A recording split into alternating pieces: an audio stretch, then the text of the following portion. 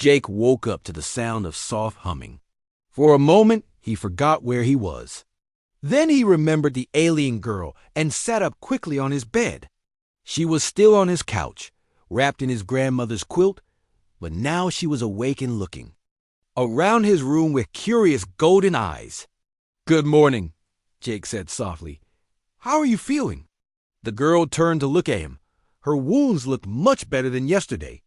The bleeding had stopped, and some of the smaller cuts were already healing. She tilted her head to one side, like a dog trying to understand a new sound. "I'm Jake," he said, pointing to himself. "Jake." She watched his mouth move, then made a soft sound that might have been an attempt to copy him. "Yak," she said, the word coming out more like a growl. Jake smiled. "That's right. And you are?" She pointed to herself and made a series of clicking and growling sounds. It was clearly a name, but Jake could not repeat it. She seemed to understand this problem. She listened to herself say the name again then. "Tried to make it simpler. Zara," she said finally. "Zara." "Zara," Jake repeated. "That's a pretty name." Zara's face lit up when she heard him say her name correctly. She pointed to the quilt wrapped around her shoulders and made a questioning sound. "That's my grandmother's quilt," Jake explained. "You can keep it as long as you need it."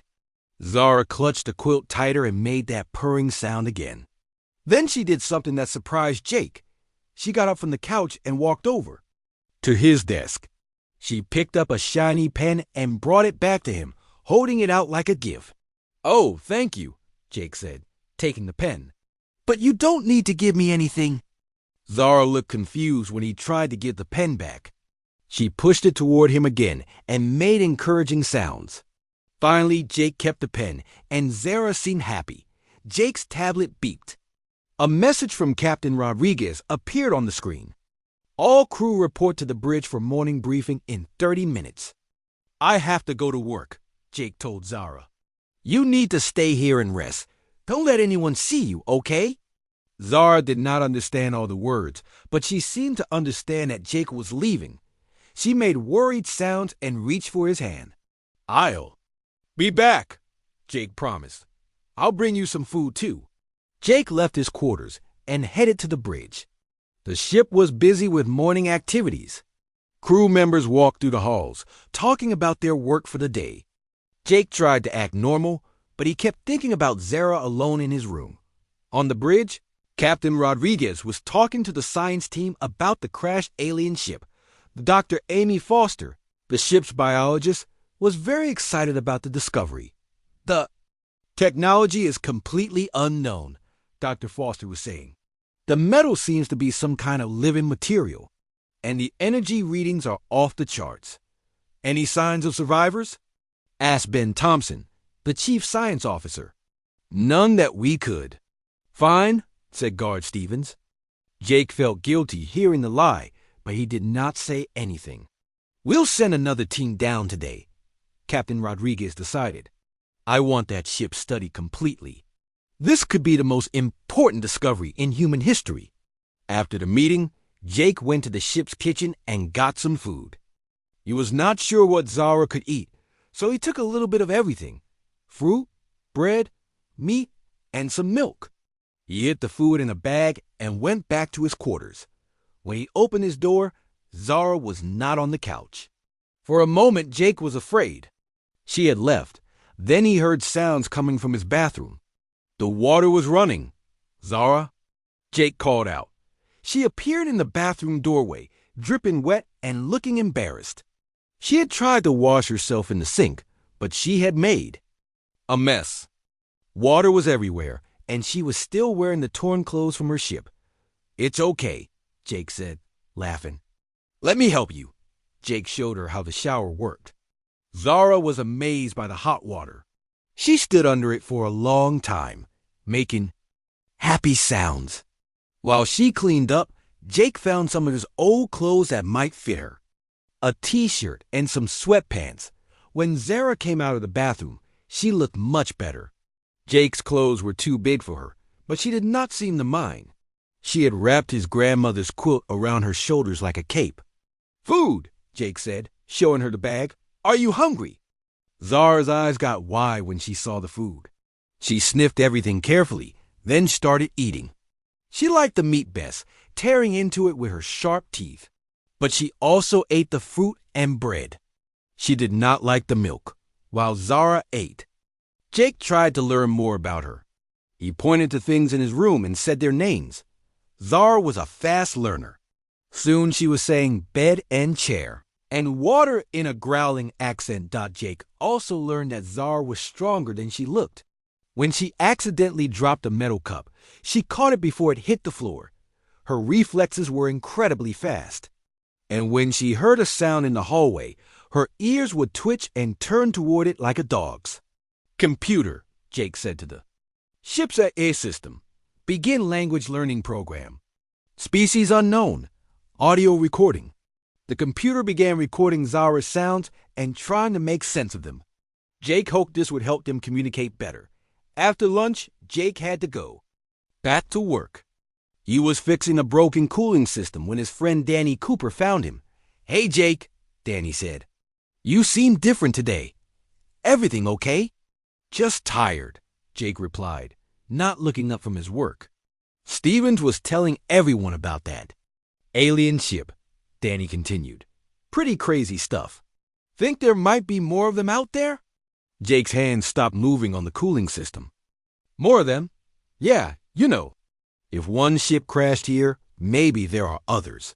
Maybe they're looking for survivors." Jake had not thought about that. What if Zara's people were searching for her? What if they came to the ship? He needed to find out more about where she came from and why she was alone. When Jake got back to his quarters that evening, he found Zara sitting on his bed, looking at pictures on his tablet. She had figured out how to use the touchscreen and was scrolling through photos of Earth. "Home," Jake said, pointing to a picture of a city. "My home." Zara looked sad. She pointed to herself and made questioning sounds. "Where is your home?" Jake asked. Zara got up and walked to the window. She pointed out at the stars and made a long, mournful sound. Then she came back to Jake and showed him something she had been working on. She had taken small objects from around his room, a button, a coin, a piece of wire, and arranged them on his desk. It looked like a map of some kind. She pointed to one object, then to herself. Then she pointed to another object and made scared sounds. "Someone was chasing you," Jake said, understanding. "You were running away," Zara nodded. She pointed to the quilt around her shoulders, then to Jake, then made that purring sound again.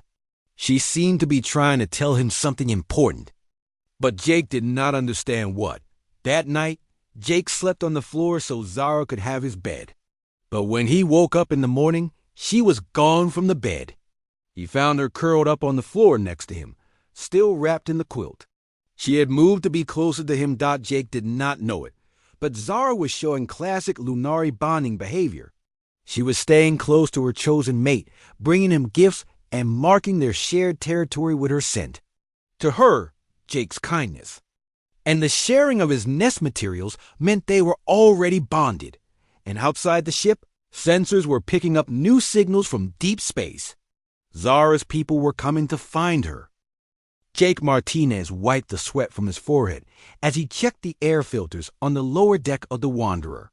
The ship had been traveling through space for 3 months now, looking for new planets that humans could live on. Jake was not a scientist or a soldier. He was just a guy who fixed things when they broke. But he was good at his job, and the crew needed him. The planet they were studying now was called Kepler 442b. It looked like Earth in many ways, with blue oceans and green forests. The scientists were excited about it. Captain Lisa Rodriguez had sent teams down to collect samples and take pictures. Jake wished he could go down too, but someone had to stay and keep the ship running. He was working on a broken pipe when his tablet beeped. A message from the surface team appeared on the screen. Strange energy readings near the crash site. "Looks like something big went down in the forest," Jake frowned. The only thing that should have crashed was an old probe they had sent down last week, but the probe was small. This sounded like something much bigger. 20 minutes later, Jake was in a shuttle heading down to the planet. He had volunteered to check the crash site because he knew about machines and could tell if their probe had hit something important.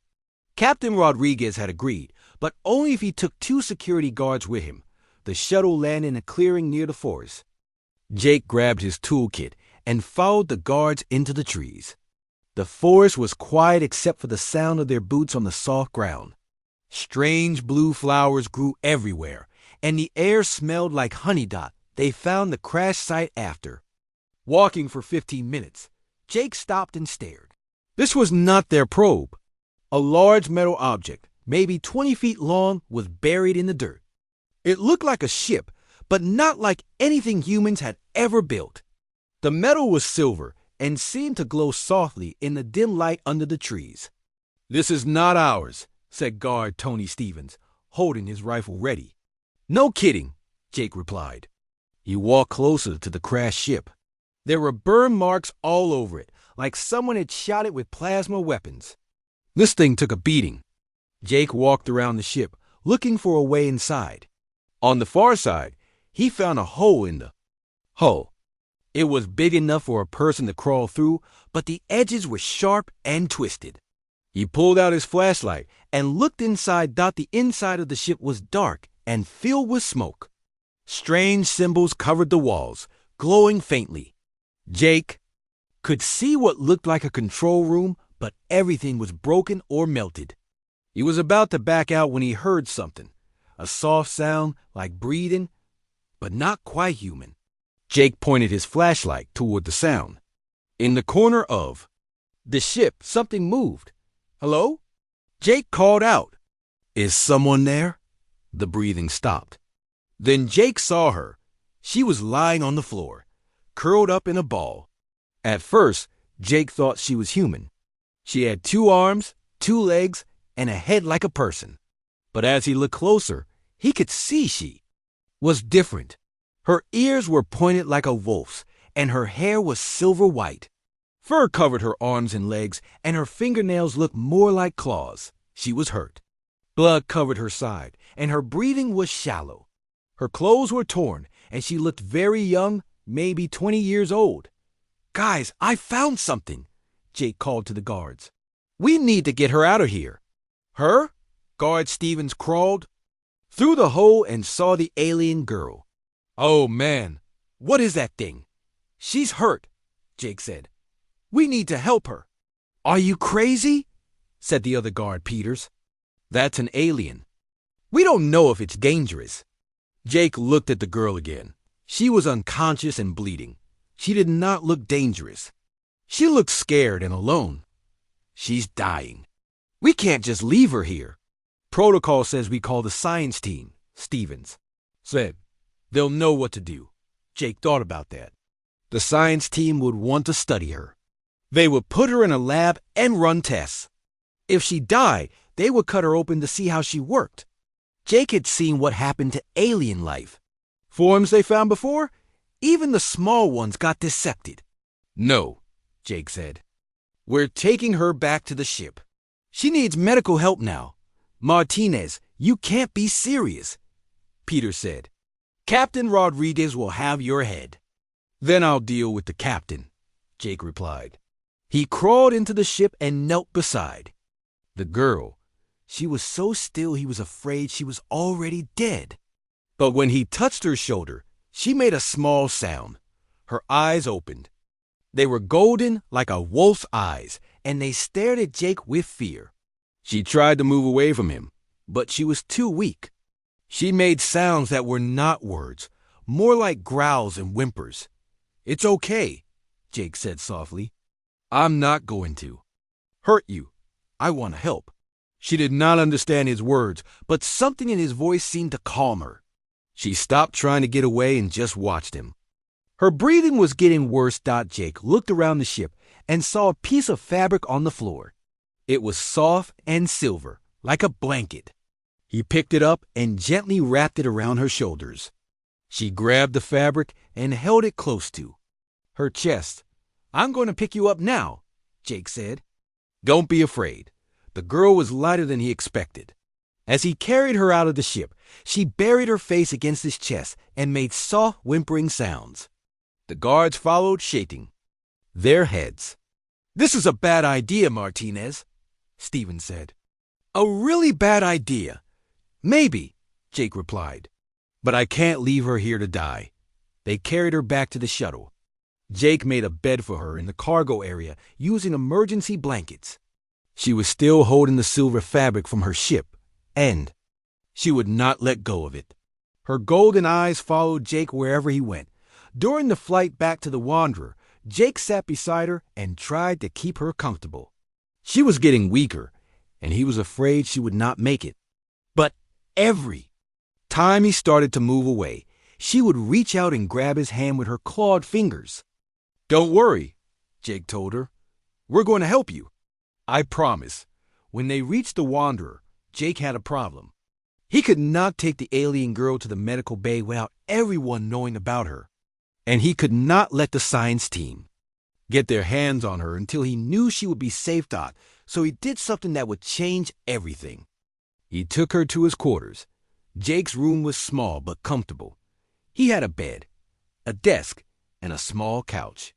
Pictures of his family covered the walls, and his grandmother's quilt lay folded on the chair. It was the only thing from Earth that he had brought with him. Jake laid the alien girl on his couch and covered her with the quilt. She immediately grabbed the soft fabric and pulled it around herself. For the first time since he found her, she seemed to relax. "There," Jake said. "That's better, isn't it?" She looked at him with those golden eyes and made a sound that was almost like a purr. Then she closed her eyes and went to sleep, still holding Jake's grandmother's quilt tight against her chest. Jake did not know it yet, but he had just made the biggest mistake of his life. Among her people, the Lunari, sharing nest materials was the same as asking someone to be your mate. And she had just said yes. Captain Jake Morrison stood on the bridge of the Defiant, watching the stars shift and change as 37 human ships dropped out of faster-than-light travel. The sight took his breath away. The massive carrier Enterprise led the fleet, followed by cargo ships, medical vessels, and every rescue ship that Earth could spare. "Captain," Danny Torres said from the communication station, "Admiral Sullivan is requesting permission to come aboard." Jake straightened his uniform. After everything that had happened, he was nervous about facing his commanding officer. Permission granted. Have her shuttle dock in Bay 2. While they waited for the Admiral, Jake looked around at his ship. The Defiant had changed completely over the past few days. The walls were now covered with living Zephyrian technology that glowed softly and seemed to breathe. Human and alien crew members worked side by side at stations that looked more like gardens than control panels. Dr. Amy Foster approached him with the latest reports. "Captain, we've evacuated 8 million Zephyrians so far." The fleet's arrival couldn't have come at a better time. Jake felt pride and exhaustion fighting in his chest. 8 million lives saved, but 4 million still remain on the dying planet. "How is the ship holding up?" "Better than expected," Foster replied. "The hybrid technology is actually making our systems stronger. Lisa and Kethar have created something amazing." Admiral Kate Sullivan arrived 20 minutes later. She was a tall woman with gray hair and sharp eyes that seemed to see everything. Jake had served under her for 5 years, and he had never seen her look so serious. "Captain Morrison," she said formally, as she stepped onto the bridge. "Admiral," Jake replied. Not sure what else to say, Sullivan looked around at the transformed bridge, studying the alien technology and the mixed crew of humans and Zephyrians working together. Her expression was unreadable. "Captain, what you've done here is ... double quote." She paused, choosing her words carefully. "It's either the bravest thing I've ever seen, or the most foolish." Jake felt his crew tense around him. "Admiral, I take full responsibility for my actions." Sullivan smiled suddenly, and Jake felt relief wash over him. "Captain, you've saved 8 million lives and made first contact with a peaceful alien species. The President has ordered me to give you whatever support you need." She turned to address the entire bridge crew. All of you have done something incredible. You've shown the universe what humanity stands for. Jake felt tears in his eyes. Thank you, Admiral. Don't thank me yet, Sullivan said, her tone becoming serious again. We still have 4 million people to save and less than 16 hours to do it. Over the next hour, Admiral Sullivan coordinated the massive rescue operation. Each ship in the fleet was assigned specific tasks. The medical ships went to the moon colony to help treat refugees who had been hurt by radiation. The cargo ships began moving supplies and equipment.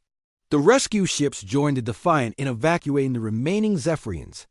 Captain, Ben Taylor called from the science station, the star's expansion is accelerating. The radiation levels on the planet are becoming deadly. Jake looked at the main screen, which showed the angry red sun growing larger and brighter. Massive solar flares reached toward the planet like grasping claws. How long do we have? Admiral Sullivan asked. 12 hours, maybe less, Ben replied, in the engineering section. Lisa Park was working frantically with teams from the fleet to install the hybrid technology on other ships. The Zephyrian life weavers were teaching human engineers how to grow living technology that could adapt to different needs. This is incredible, said Chief Engineer Mark Collins from the Enterprise. Their technology can change itself based on what you need it to do. Kethara, speaking through Dr. Foster's translation, explained how the living systems worked. She says their ancestors learned that life is stronger than metal because it can grow and adapt. But it takes time to teach the technology what you need. Lisa was covered in sweat as she worked to install the alien systems. We need these modifications on at least 10 ships if we're going to evacuate everyone in time. How long? Admiral Sullivan asked. 6 hours if everything goes perfectly, Lisa replied. While the engineers worked, Jake went to check on the Zephyrian refugees aboard the Defiant. What he found made him proud of his crew and the alien visitors dotting the ship's recreation areas.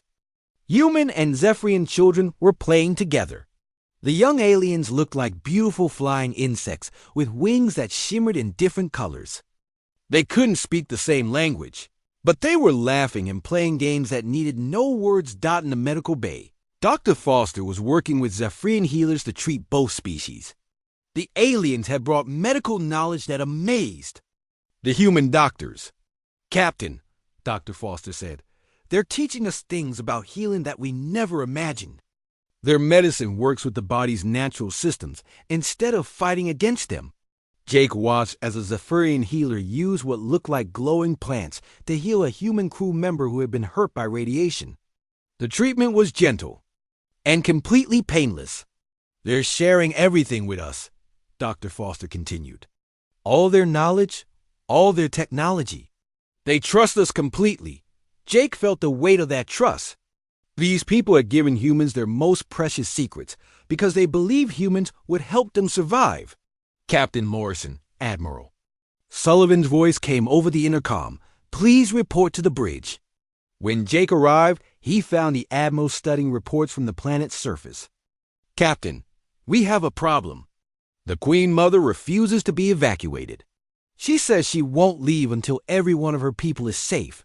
Jake nodded. That sounds like her. She's been leading the evacuation efforts from the surface. The problem is that the radiation levels in her location are becoming lethal. If she doesn't leave soon, she'd die before we can finish the evacuation. Jake thought about this. The Queen Mother was the heart of Zephyrian civilization. If she died, her people would lose their most important leader just when they needed her most. Can we evacuate her area first? She won't allow it, Admiral Sullivan replied. She's ordered her people to save the youngest and weakest first. She wants to be on the last ship to leave. Communication Officer Danny Torres looked up from his station. Captain, I'm getting reports from the other rescue ships. The modified vessels are working perfectly. We're evacuating people faster than ever. How many are left? Jake asked. About 1 million, concentrated in 6 cities. But 3 of those cities are in areas with dangerous radiation levels. Admiral Sullivan studied the tactical display. We need to evacuate those dangerous areas immediately, even if the Queen Mother objects. Jake had an idea. What if we could send down teams to help coordinate the evacuation? Human and Zephyrian teams working together on the surface? That's suicide, Captain. The radiation would kill anyone on the surface within hours. Not if we used a hybrid technology, Jake said. Lisa has created protective suits that combine our shielding with Zephyrian biotechnology. They can adapt to protect against radiation. Admiral Sullivan looked skeptical. It's never been tested. Then we test it now, Jake said firmly. I'll lead the first team down myself. Absolutely not, Sullivan replied. You're needed here to coordinate the fleet operations. Then who? Dr. Foster stepped forward. I'll go, Captain. I can communicate with them, and I understand their medical needs. Security Chief Tony Rivera nodded. I'll go with her. We can set up evacuation points and help organize the final rescue. Jake looked at his brave crew members. They were volunteering to risk their lives to save people they had only met a few days ago. Admiral, I request permission to send volunteer teams to the surface. Sullivan was quiet for a long moment. Permission granted. But if the radiation gets too dangerous, you pull them out immediately. As the volunteer teams prepared to go to the planet's surface, Jake Morrison felt both pride and fear. They were so close to saving everyone, but the final hours would be the most dangerous. The fleet was working perfectly. The hybrid technology was exceeding all expectations, and humans and Zephyrians were working together like they had been partners for years. But time was running out, and the hardest part was still ahead of them. The first evacuation shuttle launched from the Defiant 12 hours later. Captain Jake Morrison watched from the bridge as the small ship disappeared into the storm surrounding the dying planet. Inside were Dr. Amy Foster and a team of volunteers, along with 3 Zephyrian life weavers who would help guide them to the largest population centers. Lisa Park had worked through the night with the alien engineers to modify the ship's systems. The Defiant now looked different inside, with strange organic tubes and living walls that pulsed with soft light. The hybrid technology was beautiful, but also frightening to the human crew members, who weren't used to walls that seemed to breathe. Captain, Lisa's voice came over the intercom. The new life support systems are working better than expected. We can now support up to 60,000 beings per trip, both human and Zephyrian. Jake felt a spark of hope. 60,000 was still a small number compared to 12 million, but it was much better than before. How many trips will we need? He asked Sam Chun. The navigator worked quickly at his computer. If we can carry 60,000 each time, we'll need about 200 trips. That's still impossible, Captain. Jake's hope faded. Even with the improvements, they didn't have enough time. Captain, Ben Taylor called from the science station. I'm reading massive solar flares from the star. The radiation is getting much stronger. On the main screen, they could see the angry red sun sending huge flames toward the planet. The radiation was so intense that it made the ship's shields glow. How long do we have? Jake asked. At this rate, maybe 36 hours before the planet becomes completely uninhabitable. Jake felt the pressure of time weighing down on him. 36 hours to save 12 million people. It was impossible, but he refused to give up. The shuttle returned 4 hours later, packed with the first group of Zephyrian refugees. Jake went to the landing bay to meet them personally. When the shuttle doors opened, he saw something that broke his heart. The Zephyrians were terrified. They had never been in space before, and many of them were sick from the trip. The adults tried to stay calm, but the young ones cried with sounds that were like music, but filled with fear. Dr. Foster came out of the shuttle looking exhausted. Captain, it's terrible down there. The radiation is killing their living cities. Whole sections of their world are already dead. Behind her came Security Chief Tony Rivera, who had helped organize the evacuation. Captain, these people are amazing. Even though they're terrified, they're helping us organize the rescue. They've made lists of who should be saved first, and they're staying calm even though their world is ending. Jake watched as the human crew. Members worked with the Zephyrians to help them settle into the modified living spaces. The aliens were grateful, but also clearly scared.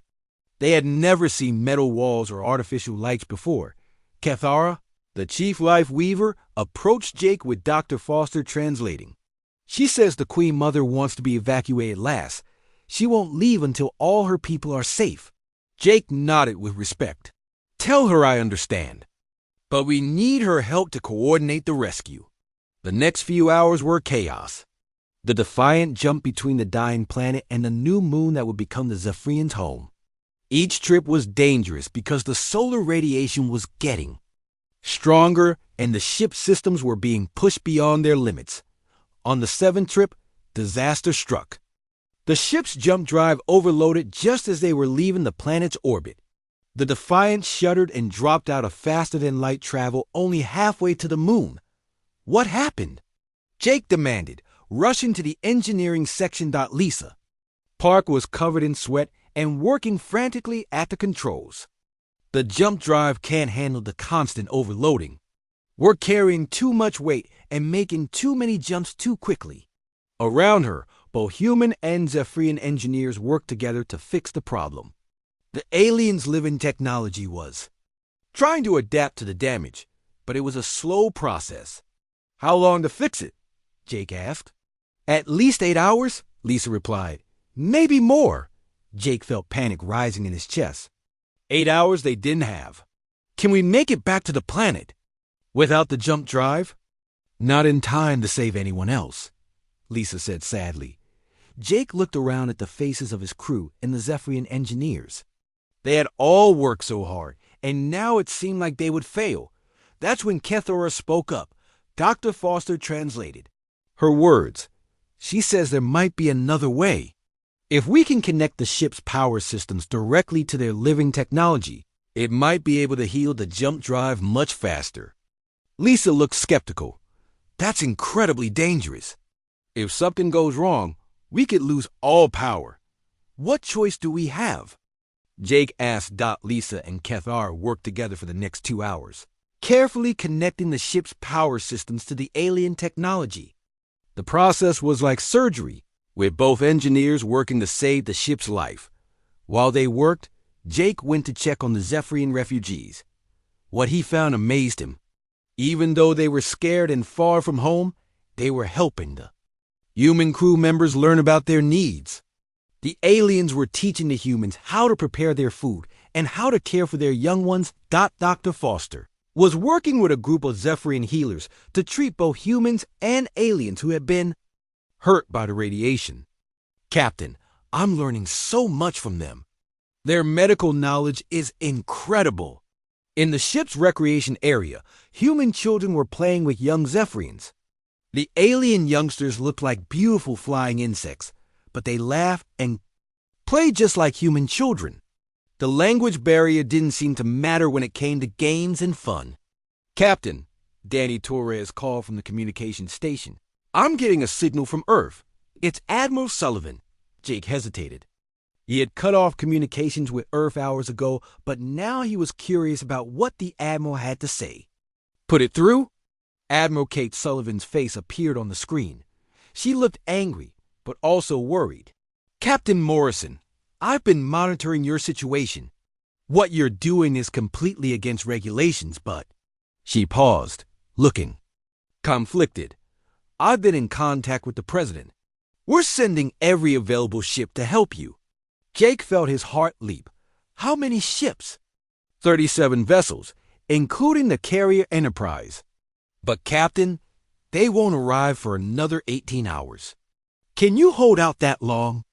Jake looked around at his crew and the Zephyrian refugees they had already saved. We'll find a way, Admiral.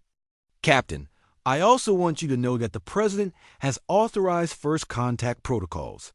What you're doing is no longer mutiny. It's now an official rescue mission. Jake felt relief wash over him. They weren't criminals anymore. They were. Heroes. Just then, Lisa Park's voice came over the intercom. Captain, we did it. The jump drive is working again.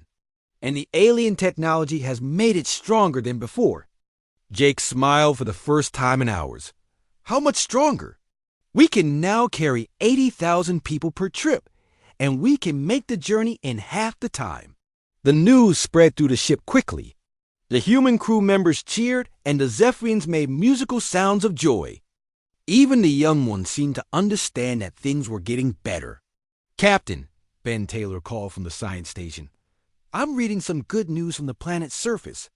The Queen Mother has organized all the remaining population into evacuation zones. They're ready for pickup. Jake looked at the time displays.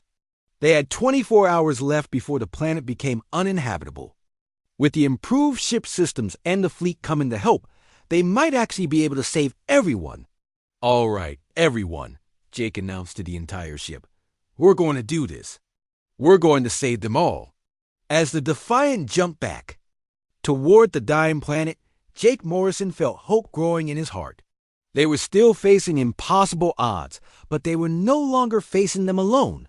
Help was coming, and they had already proven that humans and Zephyrians could work together to accomplish amazing things. The real test was just beginning. Captain Jake Morrison stood in the shuttle bay of the Defiant, watching as the first group of Zephyrian engineers came aboard. The aliens were even more remarkable in person than in the pictures. They stood about as tall as humans, but moved with a grace that seemed almost like dancing. Their wings shimmered with colors that changed as they moved, and their large eyes showed intelligence and desperate hope. The Queen Mother had agreed to send her best engineers to work with the human crew. Through Dr. Amy Foster's translation, they had learned that the Zephyrians called their engineers life weavers because they wove living technology like others might weave cloth. Captain, Dr. Foster said, the Queen Mother's chief engineer is named Kethara. She's offering to share all their technology with us if we can help save her people. Jake nodded to the alien engineer. Even without words, he could see the desperation in her large eyes. Tell her we're honored by her trust. We'll do everything we can. While the aliens settled into the specially prepared quarters, Jake went to the bridge to contact Earth. The message he had to send would probably end his career. But he didn't care anymore. This is Captain Jake Morrison of the Defiant. We have made contact with an alien species called the Zephyrians. Their world will be destroyed in less than 48 hours by stellar expansion. The population is 12 million beings, including 3 million young ones. I am requesting immediate assistance from the entire fleet. He paused, knowing the next words would anger Admiral Kate Sullivan back on Earth. I am also informing you that I will not abandon these people. The Defiant will begin rescue operations immediately, with or without fleet support. I take full responsibility for this decision. Jake ended the transmission and turned to his crew. All right, everyone. We have work to do. Lisa, I want you to start working with the Zephyrian engineers immediately. Lisa Park nodded and left for the engineering deck. Jake had never seen her so excited about a challenge, even one that seemed impossible. In the engineering section, Lisa met with Kethara and 3 other Zephyrian life weavers. The aliens had brought samples of their technology, and Lisa was amazed by what she saw. The Zephyrians grew their computers like plants, shaped their tools like living creatures, and created materials that could change and adapt as needed. This is incredible, Lisa said to Dr. Foster, who was translating. Their technology is alive. It can grow and change to meet different needs. Kethar responded through the translation. She says their ancestors learned long ago that living things are stronger and more adaptable than dead metal. But now their technology is dying along with their world. Lisa studied the samples carefully.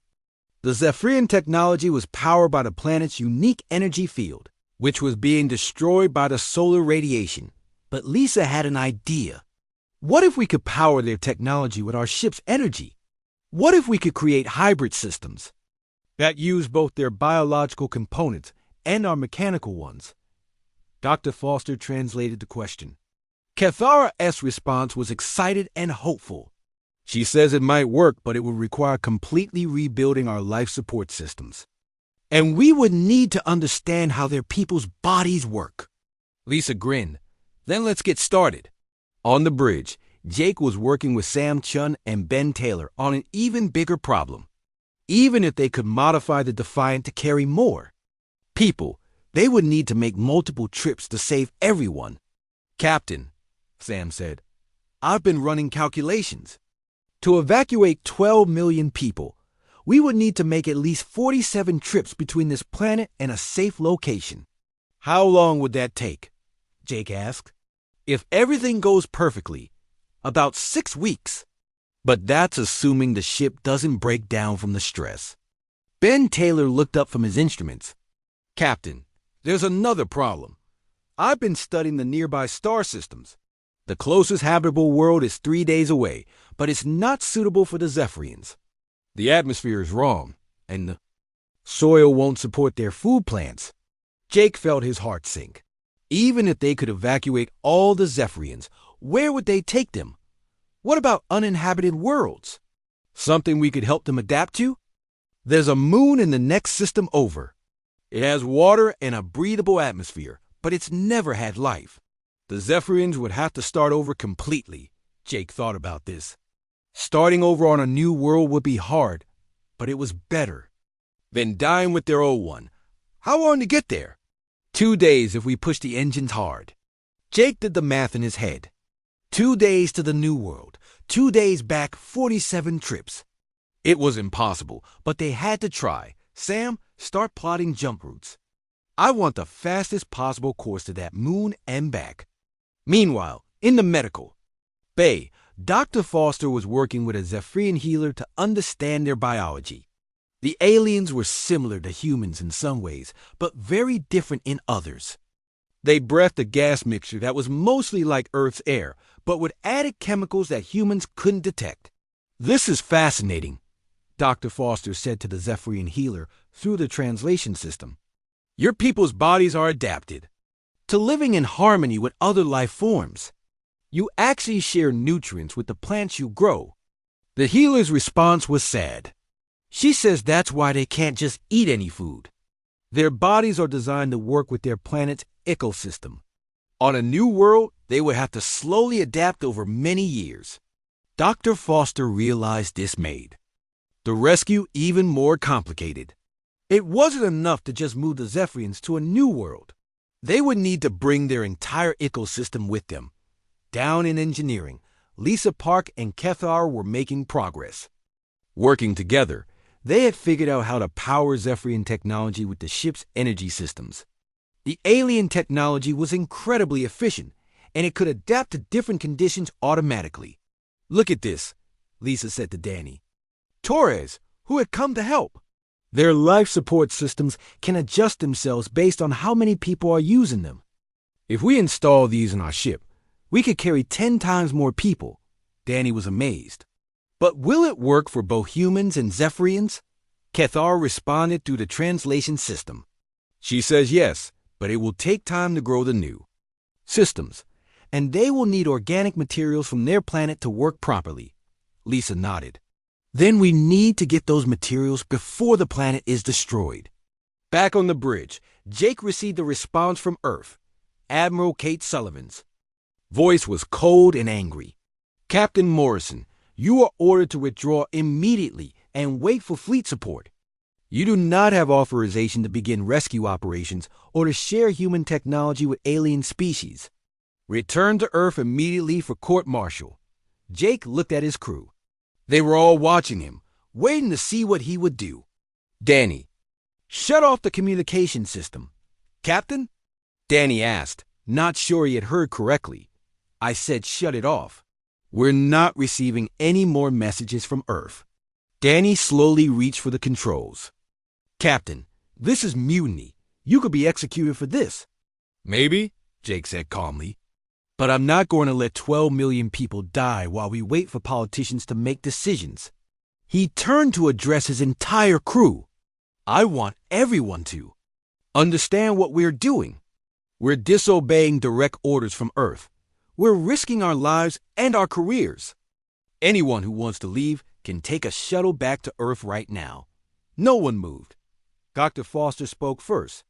"Captain, these people trusted us enough to share their technology and their secrets.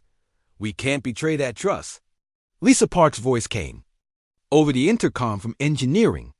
"Captain, the Zephyrian engineers are sharing everything they know with us. They're treating us like family. How can we abandon family?" One by one, every crew member on the ship expressed their support. They were all in this together. "All right then," Jake said. "Let's do the impossible." "Lisa, how long before you can have the new life support systems ready?" "Give me 12 hours, Captain." "Cathar, and I think we can modify the ship to carry at least 50,000 people per trip. Sam, plot a course to collect the organic materials we need from the planet's surface. Ben, I want you to monitor the star. Tell me the moment things start getting worse." As the Defiant moved toward the dying planet, Jake Morrison felt more determined than ever. They were about to attempt something that had never been done before. They were going to save an entire civilization, and they were going to do it without help from Earth. The impossible mission had begun.